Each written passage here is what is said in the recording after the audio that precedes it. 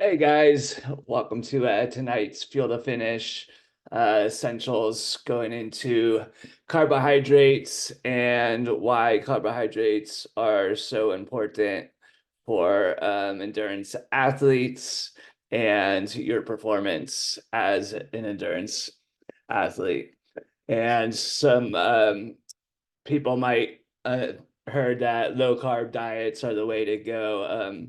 But when it comes to endurance and fueling endurance sports and performing at your best, carbohydrates are your body's preferred fuel source. So carbohydrates are really important, especially if you're exercising at a high level or for longer periods of time, over 90 minutes.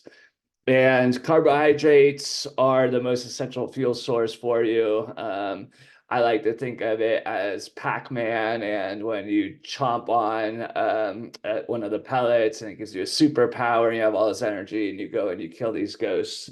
That's similar to what a carbohydrate can do while we're racing and while we're training. And then it's also essential for keeping up your energy levels, optimizing your performance, as well as helping you with your recovery after you burn those carbohydrate stores, and also helping with your body composition, building that lean muscle, that lean race body. And then there's some other things carbohydrate helps you do. They help your thyroid function well.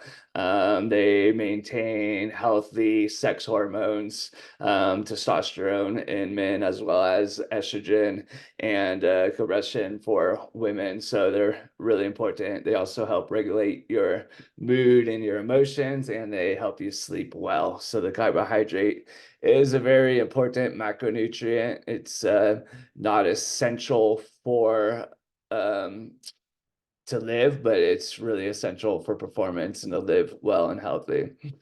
Um, when we're talking about carbohydrates tonight, just keep in mind we're speaking on performance and performance based. So my recommendations are higher carbohydrates than you would recommend for a general population. As far as what those carbohydrate intakes are. Um, a general guideline is to eat 3 to 4 grams of carbohydrates per pound that you weigh. And an example of that is 100-pound athlete would eat 300 to 400 grams of carbs every day. Again, that's on the high side. If you're looking more at a sedentary person or a low active person, that would be down more into the 100 to 200 grams per day. Or if you are wanting weight loss, you would also lower those carbohydrate levels. And speaking of trying to lose weight or body fat, it's best to maintain your protein intake, keeping that high while adjusting your carbs down, and as well as your fat and intake, and that helps preserve your strength, power, and endurance. So again, I'm talking here about performance and the importance of carbohydrates for performance in endurance sports. Um, we have a limited supply of carbohydrates, so that's why it's really important to take in carbohydrates to top off your tank before your workouts, as well as during and after. This is the essentials part of the nutrition, so I'm not getting as much into carb timing or how we're using it as much in performance, but as general health and generally keeping those energy levels up. And when you're thinking about the portions, I'll give you the carbohydrate guide again, like I did with the protein guide. But when you're looking at portions, each palm full in your hand is about 25 grams of carbohydrates. And that would mean you would need about 18 to 24 just palmfuls of carbohydrates each day if you were that 150-pound endurance athlete, and then slightly more the bigger you are. Um, what we're really getting into with the essentials sessions here is choosing high quality nutrient dense foods. This is the case with carbohydrates as well. Minimally processed, and that includes your whole fruits, your starchy vegetables, such as potatoes and sweet potatoes, and your whole grains, rices and quinoas, as well as beans and lentils. And you can take a look in the carbohydrate guide I'm giving you. That will have a list of good, high nutrient dense carbohydrates that will help you sustain those level of carbohydrates for your performance, as well as helping you recover and keeping up body composition, and then all those other good things, helping you regulate your mood and keeping your hormones where they should be, levels where they should be. When we're looking at carbohydrate supplements, this is where we're really unique as endurance athletes. We do need carbohydrate supplements while we're training. Like I said, we have a short, we only have a specific amount of storage of carbohydrates. So as we exercise at high intensity and long periods of time, we deplete our carbohydrate stores. And typically for most people, that's around 90 minutes to 2 hours. If you've ever felt that feeling of being out on a long run and bonking, where all of a sudden your energy just drops and you're like, oh, I just can't go anymore. I feel like I'm just done. I'm bonking. Same thing on cycling and swimming. That is your carbohydrates depleted. And that's the reason you need to take in carbohydrates for any workouts and races that are over 90 minutes, because you're going to deplete those carbs. And the higher intensity you're at, the faster you're going to deplete that the carb store. So it's really important to take in those carbohydrates. And most of us do this with supplements, sports drinks, goos, gels, chews, all that fun stuff that we carry around while we're training and competing. And just a reminder that these are beneficial to endurance athletes under these certain situations of long and high intensity workouts. But they're not the healthiest choice for your general population, or even just to eat every day. They're high in sugar content. That's why these are simple carbohydrates. So our body absorbs them really quickly and turns them into energy really quickly.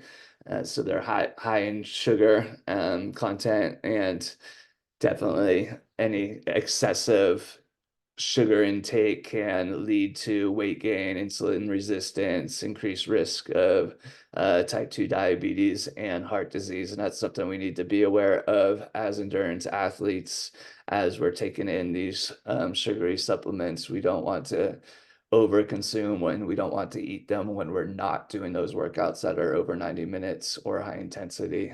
Sometimes if you're doing a 60 minute to a 90 minute, you might want a sports drink or a gel, but typically anything under 60 minutes, you don't need to be taking in any sports drinks or any of these supplements.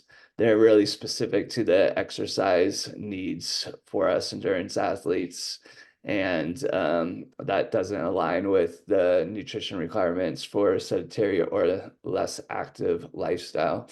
So when you're less active, if it's during your off season, you also can drop the carb intake overall. Like I said in the beginning, I recommended up to 300 to 400 grams of carbohydrates for the 150, 100 to 150 pound athlete.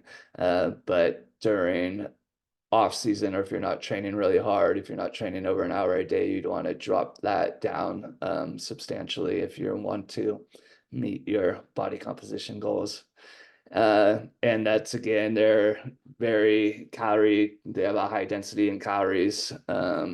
They're calorie dense, and that's why they provide us with a quick energy. You can take in that 150 to 200 calories in carbohydrates just in a gel every 45 minutes to an hour during your long workouts.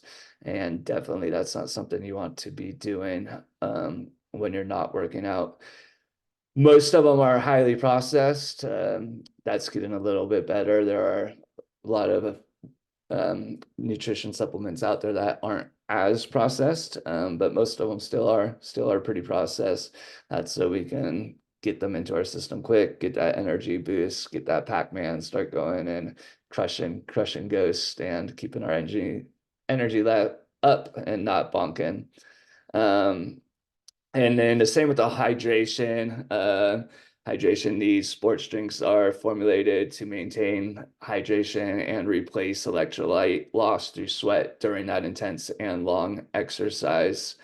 And again, if your lower activities, consuming those beverages is just adding calories and adding sugar and electrolytes that you don't need. So they should really only be used during exercise. That's why it's called a sports drink. And we've seen that with the general population of kids over consuming sports drinks when they're not playing sports, using them just as a water. That's not the case. Water is going to be better for you unless, again, you're working out hour to 2 hours a day, going on long workouts, long races. So carbohydrates are really important. And as I showed on the slide, the best time to have them is before your workout. You want to top off your hydration stores. We're going to get more into that when we get into the performance out of the essentials nutrition. Just quick though, have a good high carbohydrate food that you like before a workout. That could be oatmeal, it could be a sweet potato pancake, it could be even just a whole wheat bagel with some peanut butter on there. Those are good options. And then to top off the glycogen stores during exercise for that quick boost of energy. And again, only in those 90-minute plus workouts. You want to be taking in those calories every hour to replenish your system and keep your energy levels up to finish those long training bouts as well as the competition. And then it's important after workouts as well to replenish your carbohydrates. I talked about that last week when I was talking about protein and chocolate milk, where chocolate milk is a perfect blend of protein and carbohydrates to help recover your system before you can sit down and have a meal. During those bouts of long distance, high intensity exercise, you burn through most of your carbohydrates, even when you're topping them off with the supplements during exercise. So you do need to replenish those and recover. And again, the nutrient dense, less processed carbohydrates are the best at that point to help recovery and adding in some of the protein that we talked about last week. And that covers it for carbohydrates. If you guys have any questions, hit in the comments. I'll also give you the carbohydrate guide. And we're going to dive a bit into fats next. That's the last macronutrient, and then getting into vegetables and the micronutrients and how important those mineral and vitamins are for your performance. And that will cover the 5 essentials of nutrition for endurance athletes, and then we can start getting into more performance-based type nutrition. Again, if you have any questions, shoot me an email, put it in the comments, and I will talk to you guys next week.